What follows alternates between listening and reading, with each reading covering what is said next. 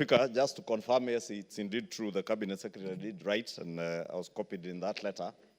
And we have also since written to him, requesting him to appear before the House next week, Wednesday, I think 13th of this month, next week on Wednesday, together with the Cabinet Secretary for Education, CS Migosi. But Honorable Speaker, allow me also, Honorable Speaker, now that I have the mic, to also ask members. For instance, if you look at the questions that were being asked, a number of the members whose questions were to be answered are not in the House now. You also, if you look at the order paper today, Honorable Speaker, there are quite a number of members. And I was just looking if I can find the member for Gatanga. He's not here. He has a question to ask. If you look around, look for the member for Embakasi West. Honorable Mark Mwenje is not here. And he has a question to ask. On and on, I have seen the Honorable member for Baringo Central, Honorable Kandie, is here. And we must commend the Honorable member for Baringo Central. Gonzi Rai, the member for Kinango, not here. Member for Funyula, as always, Honorable Speaker, the member for Funyula is always in the House. He has a question, he is here. Member for Bahati, the Honorable Irene Joki, not here. Member for Malava, the Honorable Malulu Ijendi, he is at his usual seat. He is always there, and is a vice chair of a committee. Honorable Speaker, we were in the House, and I could go on and on and on and on and on. Dick Maungu, not in the House. Honorable Speaker, Honorable Robert Basil, not in the House. Sarah Korere, as always, in the House, and she's here. Oh, Basil is here, the member for Yata, my apologies. Rael Kasiwai, she sits somewhere. Just let the majority leader somewhere around there. finish his I point don't of see her. order. She's not in the House. Honorable member for Kajiado South, Samuel Parashina, of course, as always, never in the House. The member for Matuga, who is also a vice chair of the CDF committee, Kasim Tandaza, always in the House and in the House now. Member for Igembe Central, I am on a point of order, Honorable Speaker. Daniel Carido, always in the House, he's here, Honorable Speaker. The majority leader is on a point of order. Sarah Korere, you will have an opportunity. So the member for Mwingi West, Charles Ngusia CNN, always in the House, but he's not there now. Member for Kolomani Shinali, usually on and off in the House, is not here. But Honorable Speaker, what point am I making? We were in the leadership conference last week.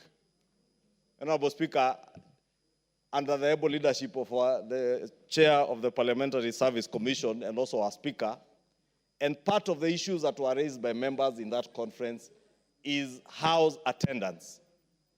And more so, calling on chairs and their vice chairs. Honorable Speaker, this afternoon, you have had to sit there and wait for at least 10 minutes for us to garner quorum. This House has not less than 60 chairs and vice chairs of committees. We only need 50 to transact business. If we add the leadership of the House, we have 70.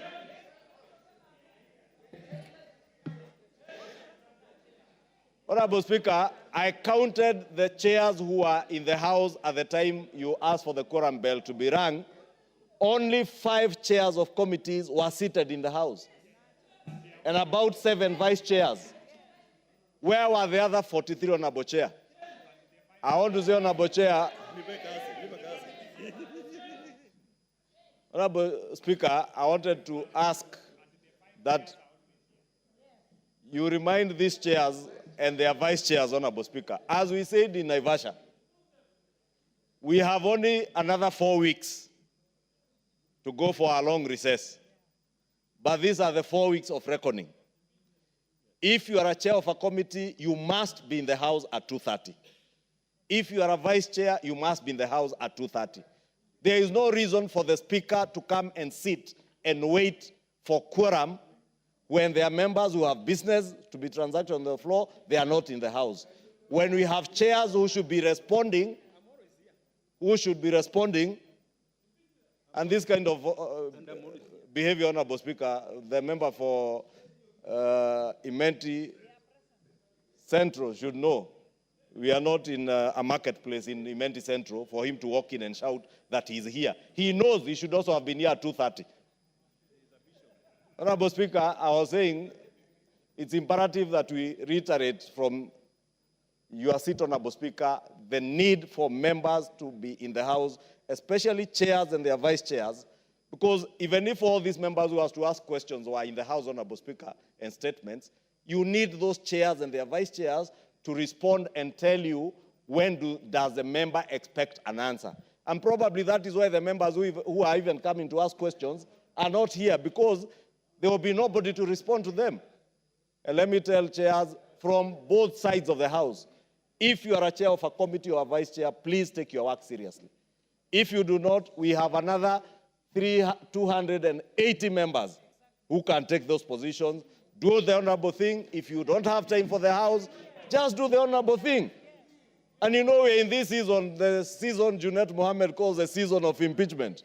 I am not encouraging anyone to impeach anyone. But if need be, please impeach these chairs and their vice chairs if they can't be in the House. Please impeach them. Thank you, Honorable Speaker.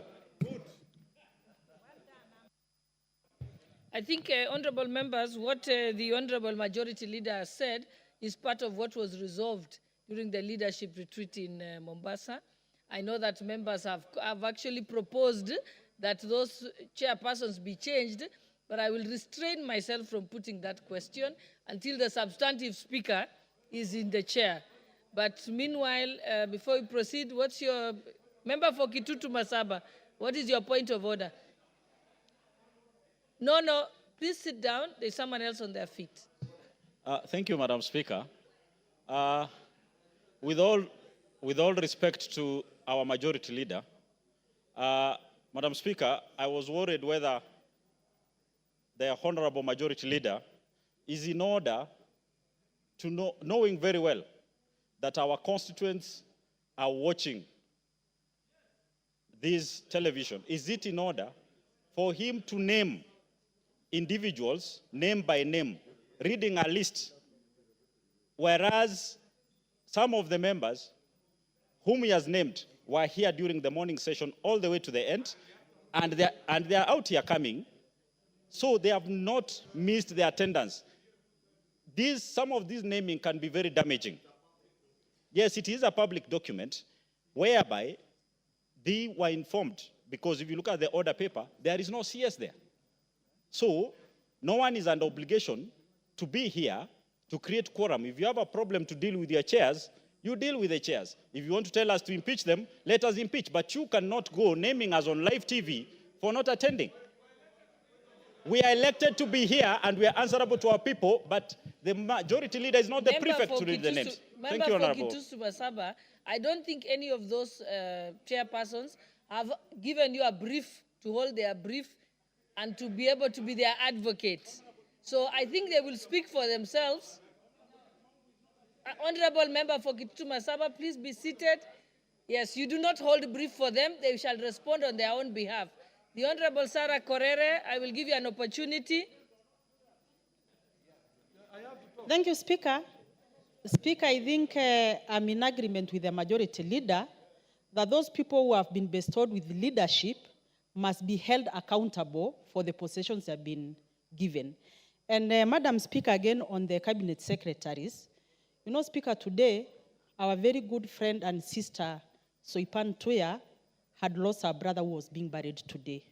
I was to attend to that funeral, but I cancelled because the minister was appearing before this house to answer, among many questions, the issues of the Doldol-Nanyuki Road, which has been a pain in our flesh for a very long time. So, Speaker, it is also good for these CSS to give us, you know, notice in good time, because we are now just hearing it here. We had the whole of yesterday And even last Saturday, before we went for recess, it was cancelled the last day. So I think they should also try to just be sensitive, because we have a lot of things. Some members who are appearing on that list, I know, are not here today because they are in Narok attending the same burial. So Majority Leader, just be a bit sensitive and kind to your members. I think the Majority Leader has noted that. Honorable member for Kajiado, you are out of order to keep standing up before I give you the opportunity to speak. I was just going in order, because by the time you came here, the Honorable member for Kitutu Masaba had already requested, the member for, the Honorable member Sarah Korere had already requested, and so you were third in line. So I think it's... okay, I think when you decide to properly request, you press the intervention button, I will give you an opportunity. But as long as you heckle from your seat and wave your hands at me rudely, then I will not give you the opportunity. Let us proceed. The Honorable Tandaza Kasim, you are next.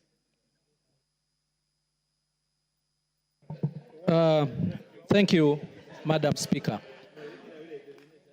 My point of order is very straight, and especially to the office of the clerk.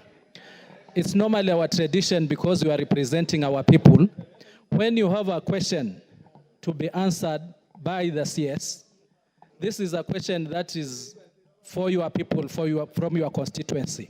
And we normally, in most cases, alert them that on this day, I'll be on the floor of the House trying to articulate the issues that you've been talking about that has been paining you. Would it not then be in order that once you receive any communication from the CS that will not be available, you also inform those whose questions would be on the floor of the House, so that they can also tell their constituents that this question will not be heard today? Otherwise, you also put us in a difficult situation where you've told people that you are going to represent them, and then it's quiet. It's like, Mheshimiwa, you didn't know what was supposed to be happening, or you are cheating us, you are not representing us, and yet you got the information. Thank you, Honorable. Honorable Kasim Tandaza, member for Mutuga, you've made a valid point. I think the leadership has taken note of that. The Majority Leader has taken note of that. And therefore now, I think, and also just the fact that members have said it's good for them to know in due time, I think that has been noted. And I think Majority Leader will communicate that to members of the executive. And for now, honorable members, allow me to reorder the order paper, that we go to order number 8, and then we can come back to any other statements. But before you make the announcement for order number 8, allow me to do this. Honorable members, I wish you to introduce to you a delegation of 8 members of staff from Suna West National Government Constituency Development Fund Office, who are seated in the public gallery. Honorable members, on my own behalf and that of the National Assembly, I wish to welcome them to Parliament and wish them fruitful deliberations. Thank you. Next order.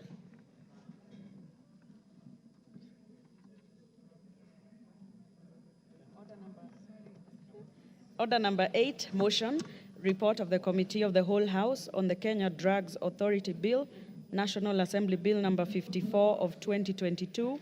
Question to be put.